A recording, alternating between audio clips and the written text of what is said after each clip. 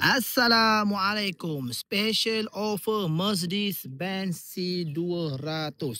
Tahun kereta 2016 2.0 liter untuk dijual. Harga murah-murah saja. Tapi yang ini condition macam baru bang. Okey. So kereta memang cantik, model full spec.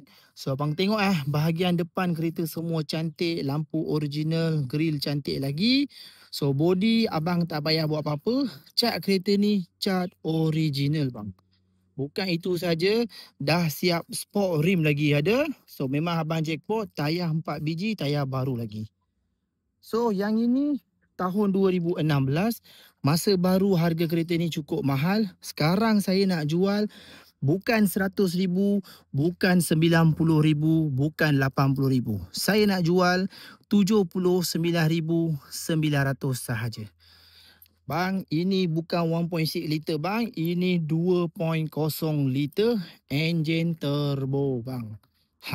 Ini barang memang jackpot sangat. Siapa dapat memang untung sebab condition kereta ni cantik sangat bang. Abang tengok dia punya warna pun cantik. Lampu semua cun lagi. Okey. So interior kereta. Inilah bang. Abang tengok sendiri bang.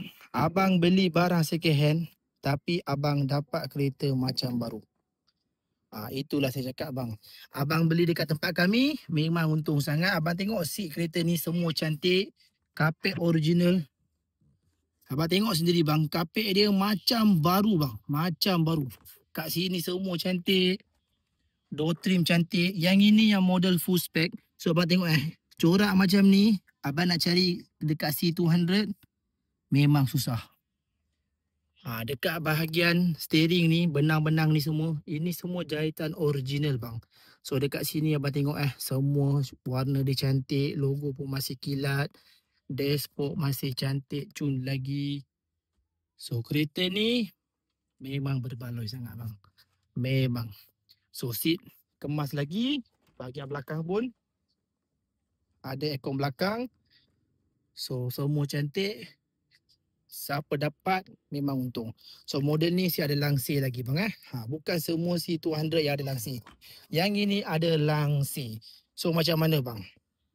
Abang datang kedai terus beli 79,900 sahaja. Abang dah boleh dapat Mercedes-Benz yang cantik, yang number plate WB3699 bang. Bang, ini barang bang, saya cakap abang nak beli